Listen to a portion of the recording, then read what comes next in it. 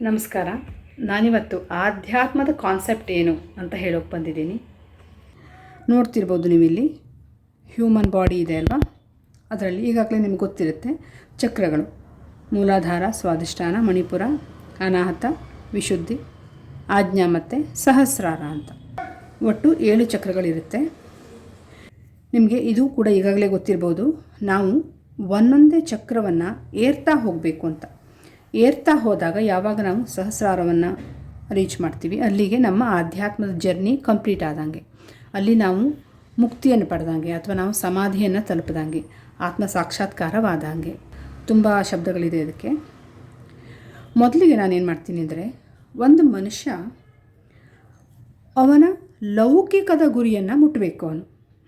ಅವನ ಲೌಕಿಕದ ಗುರಿ ಏನು ಅಂದರೆ, ಅವನು ಶ್ರೀಮಂತನಾಗೋದು. ಎಷ್ಟು? 1 ಕೋಟಿಯನ್ನು ಅವನ ಗಳಿಸ್ತಾ ಅಂದರೆ ಅವನ ಜರ್ನಿ ಕಂಪ್ಲೀಟ್ ಆಯಿತು ಅಂತ ಅಂದ್ಕೊಳ್ಳೋಣ. ಅರ್ಥ ಮಾಡಿಸೋದಕ್ಕೆ ಅಂತ ಇದೆಲ್ಲ 10, 100 ಇದೆಲ್ಲ. ಈಗ ಒಬ್ಬನು ತೀರಾ ಬಡವ, ಅವನ ಸ್ಯಾಲ್ರಿ ಏನು ಅಂದರೆ 10 ಅಷ್ಟೇ ಇದೆ. ಆದರೆ ಅವನಿಗೆ ಖರ್ಚುಗಳು ತುಂಬ ಇದೆ, ಆಸೆಗಳು ತುಂಬ ಇದೆ ಅಲ್ವಾ, ಅದಕ್ಕಾಗಿ ತುಂಬ ಖರ್ಚುಗಳಿದೆ. ಹಾಗಾಗಿ ಅವನಿಗೆ ಏನೂ ಸಾಕಾಗಲ್ಲ. ಹಾಗಾಗಿ ಅವನು ದುಃಖಕ್ಕೊಳಗಾಗ್ತಾನೆ. ನನ್ನ ಹತ್ರ ಇಲ್ವಲ್ಲ ಅಂತ ದುಃಖಿಸ್ತಾನೆ, ಅಶಾಂತವಾಗಿರ್ತಾನೆ, ಕೋಪನೂ ಬರುತ್ತೆ, ಎಲ್ಲನೂ ಬರುತ್ತೆ ಅಲ್ವಾ. ಆಮೇಲೆ ಸ್ವಲ್ಪ ಶ್ರೀಮಂತನಾಗ್ತಾನೆ. 100 ರೂಪೀಸ್, 100 ರೂಪಾಯಿಯನ್ನು ಅವನು ಗಳಿಸ್ತಾನೆ. ಆದರೂ ಅವನಿಗೆ ಸಾಕಾಗಲ್ಲ. ಅದು ಅವನ ಖರ್ಚುಗಳು ಇನ್ನೂ ಇದೆ. ಅವನ ಖರ್ಚುಗಳು ಸರಿಸುಮಾರು ಒಂದು 10,000 ಇದೆ ಅಂತ ಅಂದ್ಕೊಳ್ಳೋಣ. ಅಷ್ಟು ಇದೆ ಖರ್ಚು. ಆದರೆ ಅವನು ದುಡಿಯೋದು 100 ಮಾತ್ರ. ಆಗ ಅವನಿಗೆ ಸಾಕಾಗಲ್ಲ. ಆವಾಗಲೂ ಅವನು ದುಃಖವನ್ನು ಅನುಭವಿಸ್ತಾನೆ. ಆಮೇಲೆ ಇನ್ನೂ ಸ್ವಲ್ಪ ಜಾಸ್ತಿ ಮಾಡಿಕೊಂಡು 1000 ರೂಪೀಸ್ ಸ್ಯಾಲ್ರಿ ಮಾಡ್ಕೋತಾನೆ. ಆ ಪೋಸ್ಟ್ಗೆ ಹೋಗ್ತಾನೆ ಅವನು. ಆವಾಗಲೂ ಓಕೆ, ಪರವಾಗಿಲ್ಲ ಅಂತ ಅನಿಸುತ್ತೆ. ಆದರೂ ಕೂಡ ಅವನಿಗೆ ಪೂರ್ತಿಯಾಗಿ ಸಾಕಾಗ್ತಿರಲ್ಲ. ಆದ್ರೂ ಸ್ವಲ್ಪ ದುಃಖವನ್ನು ಅನುಭವಿಸ್ತಾನೆ. ಆಮೇಲೆ 10,000 ಸ್ಯಾಲ್ರಿಯನ್ನು ರೀಚ್ ಆಗ್ತಾನೆ. ಅಲ್ಲಿಗೆ ಅವನಿಗೆ ಸಾಮಾನ್ಯ ಖರ್ಚು ಒಂದು 10,000 ಅಂತ ಅಂದ್ಕೊಂಡ್ರೆ 10,000 ಸ್ಯಾಲ್ರಿ ಆಯಿತು. ಅಲ್ಲಿಗೆ ಓಕೆ ಅನ್ನೋವಷ್ಟು ಬ್ಯಾಲೆನ್ಸ್ ಆಯಿತು. ಅವನ ಖರ್ಚಿಗೂ ಮತ್ತು ಸ್ಯಾಲ್ರಿಗೂ ಬ್ಯಾಲೆನ್ಸ್ ಆಯಿತು ಅಂದ್ಕೊಳ್ಳೋಣ. ಆಮೇಲೆ ಇನ್ನೂ ದುಡಿತಾನೆ. 1 ಲಕ್ಷ ಸ್ಯಾಲ್ರಿಗೆ ಹೋಗ್ತಾನೆ. ಆಗ ಅವನಿಗೆ ಒಂದು ಕಂಫರ್ಟೇಬಲ್ ಲೈಫ್ ಸಿಗುತ್ತೆ. ತನಗೇನೇನು ಬೇಕು ಮನೆಯಲ್ಲಿ, ಎಲ್ಲ ಅಗತ್ಯಗಳನ್ನ, ಸೋಫಾನೋ ಏನೇನು ಬೇಕಾಗುತ್ತೆ, ಅಗತ್ಯದ ವಸ್ತುಗಳನ್ನ ತೊಗೊಂಡು ಒಂದು ಕಂಫರ್ಟೇಬಲ್ ಅಂತ ಒಂದು ಲೈಫನ್ನು ಲೀಡ್ ಮಾಡ್ತಾನೆ. ಸ್ವಲ್ಪ ಸುಖಿ ಆಗ್ತಾನೆ ಆವಾಗ ಅವನು. ಆಮೇಲೆ ಇನ್ನೂ ಅರ್ನ್ ಮಾಡಿಬಿಟ್ಟು 10 ಲಕ್ಷವನ್ನು ದುಡಿತಾನೆ. ಅವನಿಗೆ ಖರ್ಚುಗಳು ಜಾಸ್ತಿ ಇದ್ದಿಲ್ಲ. ಅವಾಗ ಸೇವಿಂಗ್ಸ್ ಆಗ್ತಾ ಹೋಯ್ತು ನೋಡಿ. ಇಲ್ಲಿಂದ ಸೇವಿಂಗ್ಸ್ ಆಗ್ತಾ ಹೋಯ್ತು. ಅವನಿಗೆ ಒಂದು 10,000 ಖರ್ಚಿದ್ರೆ ಉಳಿದಷ್ಟು ಸೇವಿಂಗ್ಸ್ ಆಯಿತು. ಇಲ್ಲಿ ಇನ್ನೂ ಸೇವಿಂಗ್ಸ್ ಆಯಿತು. ಇನ್ನು ಸ್ವಲ್ಪ ಆಸ್ತಿಯನ್ನು ಕೂಡ ಮಾಡಿರ್ತಾನೆ ಅವನು. ಆಮೇಲೆ ಇನ್ನು ಹೈಯೆಸ್ಟ್ ಪಾಯಿಂಟ್ಗೆ ಹೋಗ್ಬಿಟ್ಟು 1 ಕೋಟಿ ಅರ್ನ್ ಮಾಡ್ತಾನೆ ಅವನು, ಅಥವಾ 1 ಕೋಟಿ ಸೇವ್ ಮಾಡ್ತಾನೆ ಅಂತಲೂ ಹೇಳ್ಬೋದು. ಎಲ್ಲದೂ ಸೇವ್ ಆಗುತ್ತೆ ಅವಾಗ ಅವನಿಗೆ. ಇಲ್ಲಿ ಯಾವಾಗ ಅವನು ಒಂದು ಲಕ್ಸುರಿಯಸ್ ಲೈಫನ್ನು ಲೀಡ್ ಮಾಡ್ತಾನೆ, ಪರಮ ಸುಖಿ ಆಗಿಬಿಡ್ತಾನೆ ಅಂತ ಅಂದ್ಕೊಳ್ಳೋಣ. ನಾನು ಇಷ್ಟೋ ತನಕ ಹೇಳಿದ್ದ ಹಣ ಯಾವುದಾಯಿತು? ಈ ಹಣಗಳು ಲೌಕಿಕ ಹಣವಾಯಿತು. ನಾನೀಗ ಪಾರಮಾರ್ಥಿಕ ಹಣದ ವಿಷಯಕ್ಕೆ ಬರ್ತೀನಿ. ಈಗ ಇದನ್ನು ಅಂದ್ಕೊಳ್ಳೋಣ, ಪಾರಮಾರ್ಥಿಕ ಹಣ ಇದು ಅಂತ. ಇವೆಲ್ಲವೂ ಕೂಡ ಪಾರಮಾರ್ಥಿಕ ಹಣ.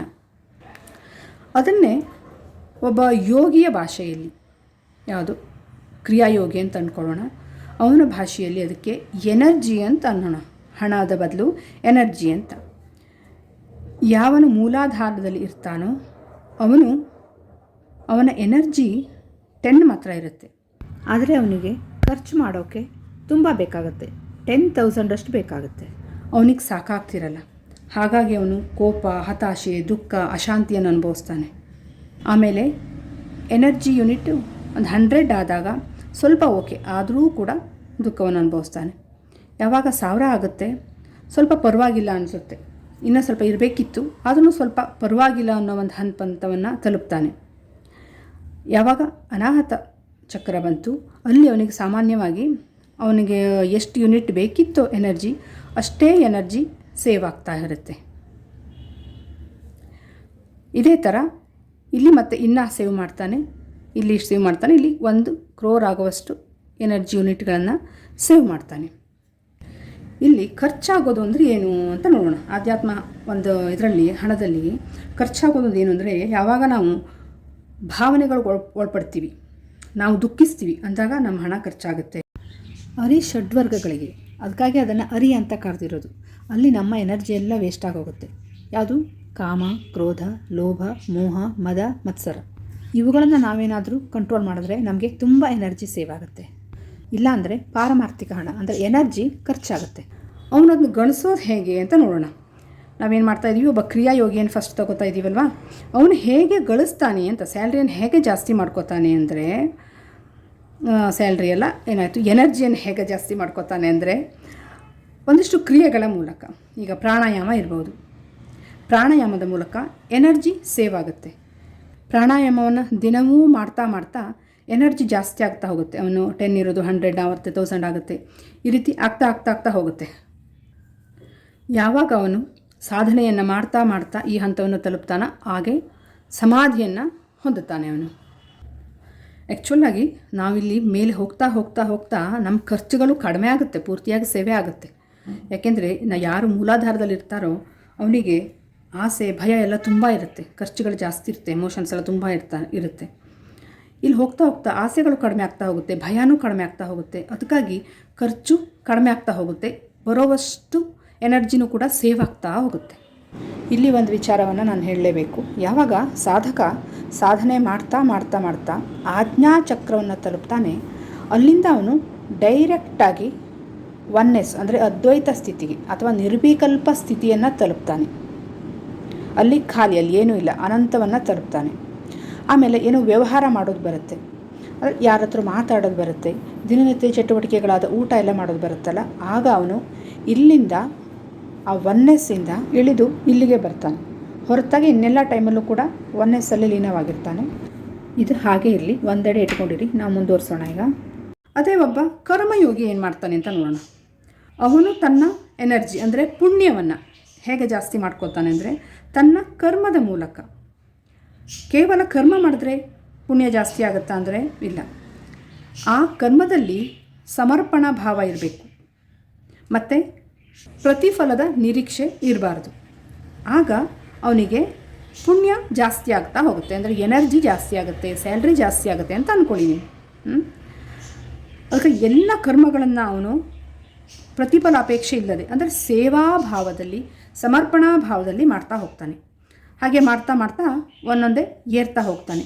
ಇಲ್ಲಿಂದ ಖರ್ಚುಗಳು ಕಡಿಮೆ ಆಗೋದ್ರಿಂದ ಅವನಿಗೆ ಪೂರ್ತಿಯಾಗಿ ಸೇವ್ ಆಗ್ತಾ ಹೋಗುತ್ತೆ. ಈಗ ಒಬ್ಬ ಜ್ಞಾನಯೋಗಿಯನ್ನು ನೋಡೋಣ.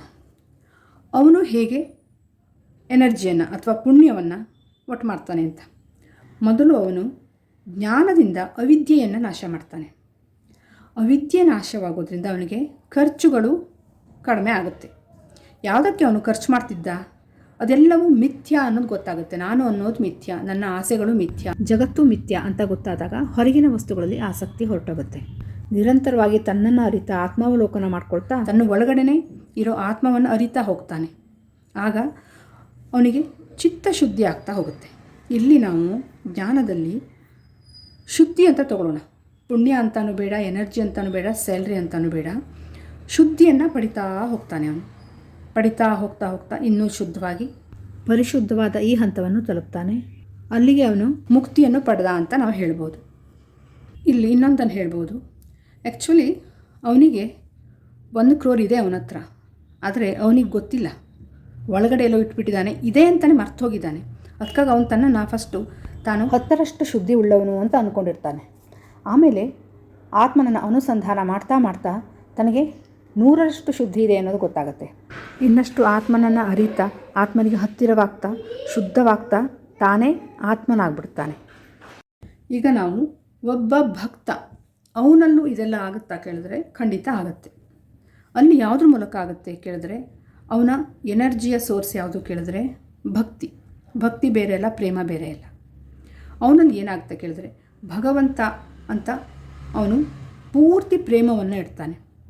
ಯಾವಾಗ ಪ್ರೇಮ ಇಡ್ತಾನೆ ಆಗ ಅವನಿಗೆ ಬೇರೆ ಭಾವಗಳು, ನಾನು ಹೇಳಿದೆ ಬೇರೆ ಭಾವನೆ ಆಸೆಗಳಿಗೆ ನಮ್ಮ ಎಲ್ಲ ಖರ್ಚಾಗುತ್ತೆ ಅಂತ ಅಲ್ವಾ, ಅದನ್ನು ಅವನು ಹೇಗೆ ಸೇವ್ ಮಾಡ್ತಾನೆ ಅಂದರೆ ಇಡೀ ದಿನ ಆ ಧ್ಯಾನದಲ್ಲಿ ಉಳಿದುಬಿಡ್ತಾನೆ. ಅವನು ದೇವರ ಪ್ರೇಮದಲ್ಲಿ ಉಳಿದುಬಿಡ್ತಾನೆ. ಅದು ಎಷ್ಟು ಸುಖ ರೂಢಿ ಆಗುತ್ತೆ ಅಂದರೆ ಅವನಿಗೆ ಬೇರೆ ಏನು ಬೇಡ ಅನಿಸುತ್ತೆ, ಅದು ಬೇಕು, ಯಾವುದೋ ಇಂದ್ರಿಯ ಸುಖದ ಅಪೇಕ್ಷೆಯೇ ಉಳಿಯಲ್ಲ. ಆ ಸುಖದ ಮುಂದೆ ಇದ್ಯಾವ ಸುಖಗಳು ಅಲ್ಲ ಅಂತ ಅವನಿಗೆ ಅರಿತಾ ಹೋಗ್ತಾನೆ. ದೇವ್ರ ಹತ್ರ ಹೋಗ್ತಾನೆ. ಅವನ ಪುಣ್ಯ ಜಾಸ್ತಿ ಆಗ್ತಾ ಹೋಗುತ್ತೆ. ಖರ್ಚುಗಳಂತೂ ಕಡಿಮೆ ಆಗಲೇಬೇಕಲ್ಲ ಸ್ವಾಭಾವಿಕವಾಗಿ. ಮನಸ್ಸು ಶಾಂತವಾಗಿ ಯಾವಾಗ ಪ್ರೇಮದಲ್ಲಿ ಮುಳುಗಿರುತ್ತೆ ಮನಸ್ಸು, ಆಗ ಬೇರೆ ಏನು ಬೇಕು ಅಂತ ಅನಿಸಲ್ಲ, ಖರ್ಚುಗಳು ಕಡಿಮೆ ಆಗುತ್ತೆ.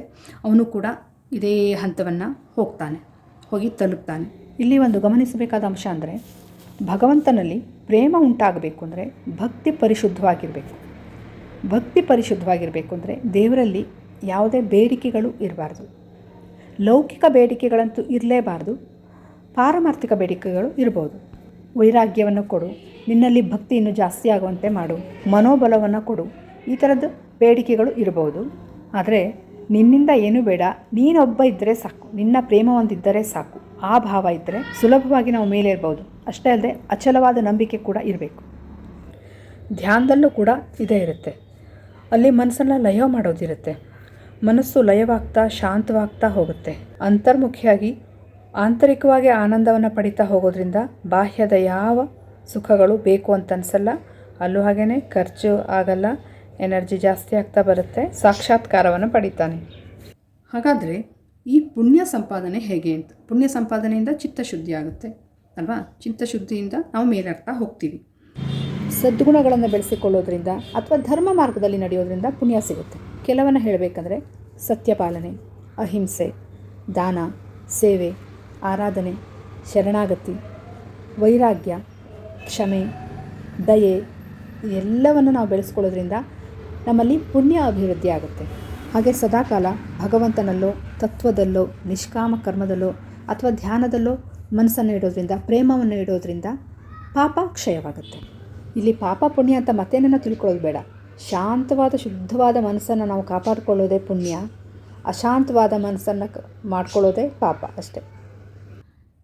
ಇದೆಲ್ಲವೂ ಫಿಸಿಕಲಿ ಆಗುತ್ತಾ ಕೇಳಿದ್ರೆ ಹೌದು. ಅವ್ರು ಹೇಳ್ತಾರೆ, ಇಲ್ಲಿ ಏನು ಚಕ್ರಗಳಿದೆಯಲ್ವಾ, ಇಲ್ಲಿ ಹಾವಿನಂತೆ ತುಂಬ ಚಿಕ್ಕದಾದ ತಂತಿ ಅಂದ್ಕೊಳ್ಳಿ, ತುಂಬ ಕಣ್ಣಿಗೆ ಕಾಣಿಸಲ್ಲ, ಅದು ಅಷ್ಟು ಚಿಕ್ಕದಾದ ತಂತಿಯ ರೂಪದಲ್ಲಿ ಈ ರೀತಿಯಾಗಿ ಹಾವಿನಂತೆ ಇಲ್ಲಿಂದ ಇಲ್ಲಿವರೆಗೂ ಇರುತ್ತೆ ಅಂತ. ಅಲ್ಲೇನಾಗುತ್ತೆ ಕೇಳಿದ್ರೆ, ನಾವು ಯಾವಾಗ ಭಾವನೆಗಳಿಗೆ, ಆಸೆಗಳಿಗೆ, ಇಂದ್ರಿಯ ಸುಖಕ್ಕೆ ಒಳಗಾಗ್ತೀವಿ, ನಮ್ಮ ಪ್ರತಿ ಭಾವಕ್ಕೂ ನಮ್ಮ ದೇಹದೊಳಗೆ ಕೆಮಿಕಲ್ ರಿಲೀಸ್ ಆಗುತ್ತೆ.